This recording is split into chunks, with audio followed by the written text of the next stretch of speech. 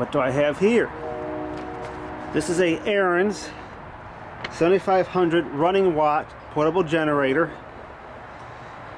Features a Honda GX engine. I received this Wednesday, and I was now getting around to unboxing it because I work during the week. I'm not going to run it or anything, but I'm going to unbox it now because this weekend's going to be a washout.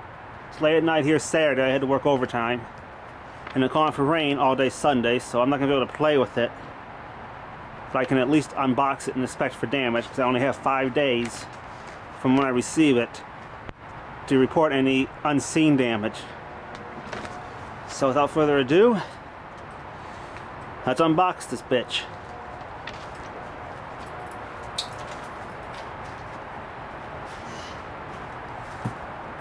Staples.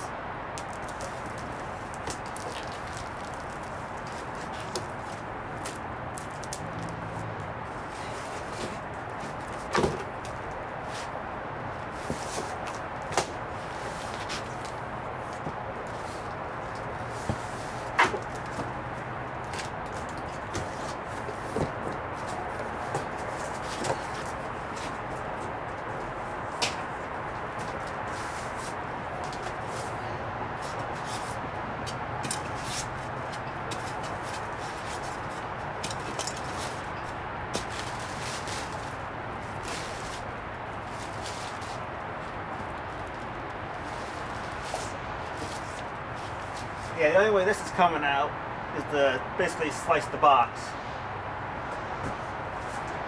Unless the box is taped at the bottom, but there's no physical way once I touch it on its side. So, let's see here.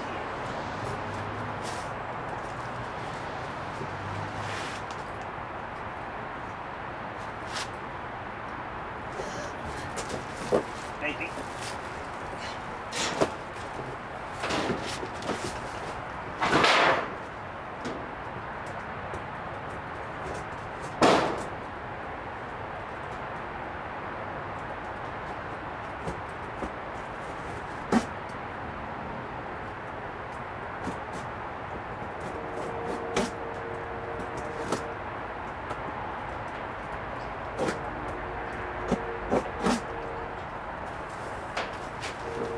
I can't see. So, let me slice open the box and we'll be back. There's part of it. It's a beast. Let me slice away the rest of the box.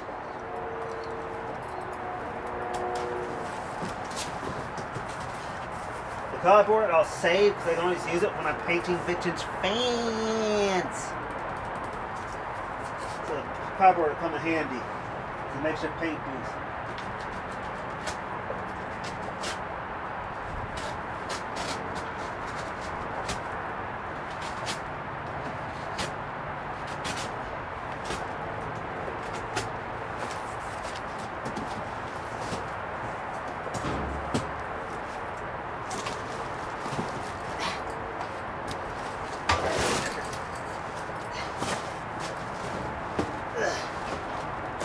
One of the wheels.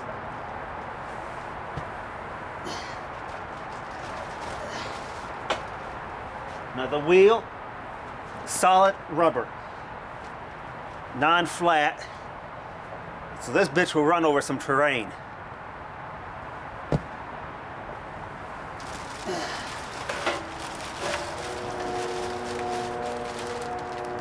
Even comes with oil. So that's cool. It comes with everything you need. Wrench, I think, assembly wrench. So it comes with pretty much the tools you need to put it together.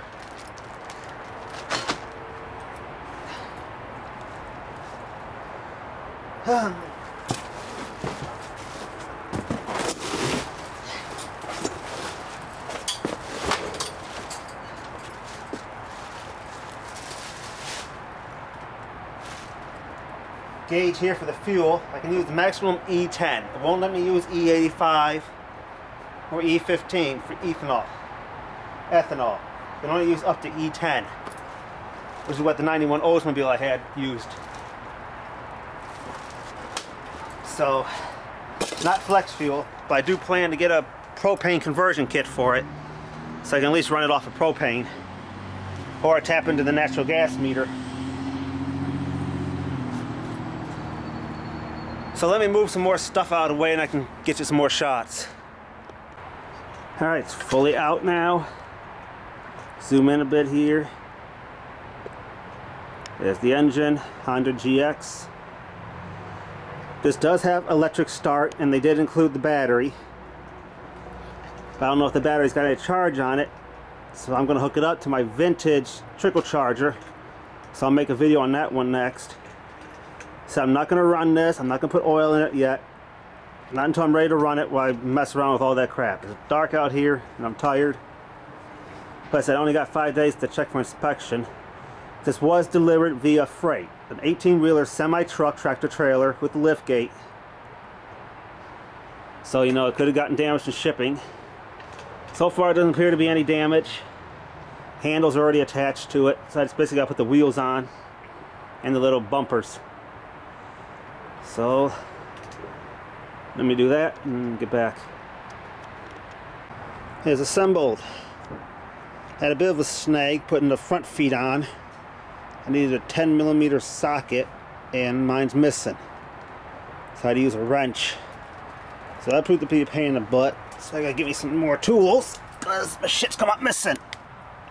Anyway,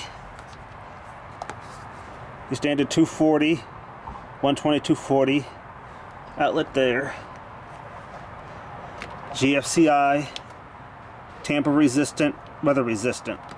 It's 2 of those. Start switch on, press down, then that would engage the electric start.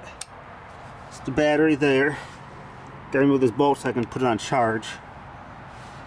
Here's one of the wires for it. Other one's floating around. These are attached with a lanyard, so they'd go in. Lock the handle in place.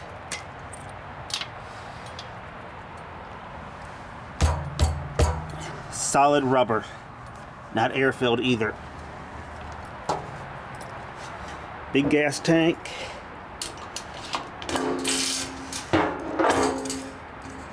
No strainer basket that the Harbor Freight ones come with.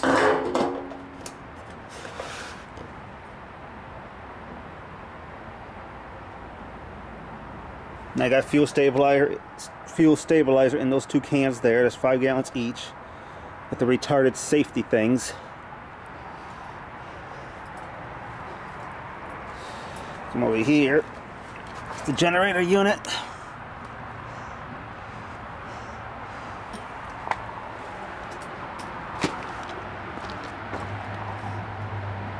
As if it needs to be said, but people still run them. Every power outage, somebody dies from carbon dioxide poisoning. Never use inside a home or garage, even if doors and windows are open. Only use outside and far away from windows, doors, and vents.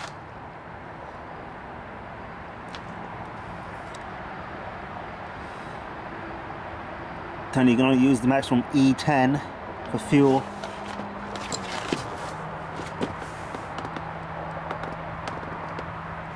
Now, as far as grounding, some say you're supposed to ground them, some people never ground them. I'll provide a link later, but from OSHA's website themselves, as long as the outlets are properly bonded, the fuel tank is bonded, the engine is bonded, if it's properly maintained, you don't have to ground it. The frame acts as a ground. But if they're not properly bonded, or you're going to be using it through a transfer switch, then you need to use a grounding rod. That is from OSHA's website itself, and I will post a link so you can read what OSHA says. Over here, starter, so you can still manually start it.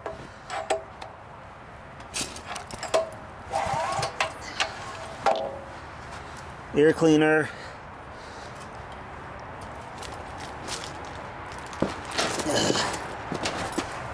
And that's basically it for the tour.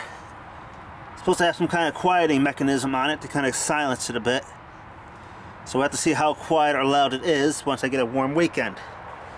Because this Sunday it's just supposed to piss rain all day. It was supposed to piss rain all day today, but it never did.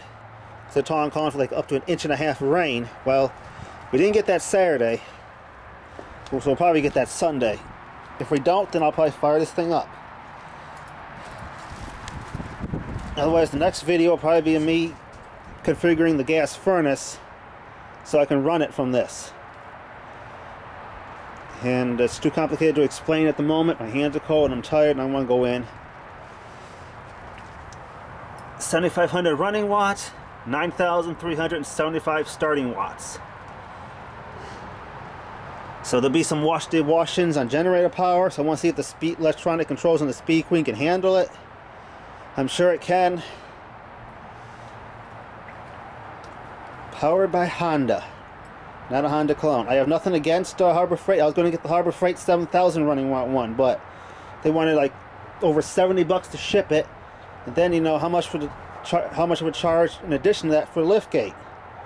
This company offered, that I got this from, offered free shipping and free liftgate, so I was like, you know what, for a few $100s more, I'll just do that route.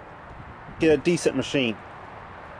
You know, Jay's got his Harbor Freight one. I've used it. You know, when I was over there, we played with it. It runs fine. There's nothing wrong with the Harbor Freight ones. Just, I'm cheap.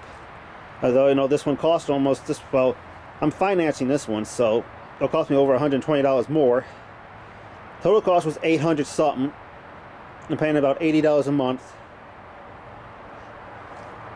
The Harbor Freight one was like $5.99, so I'm spending about what, $200–300 more, but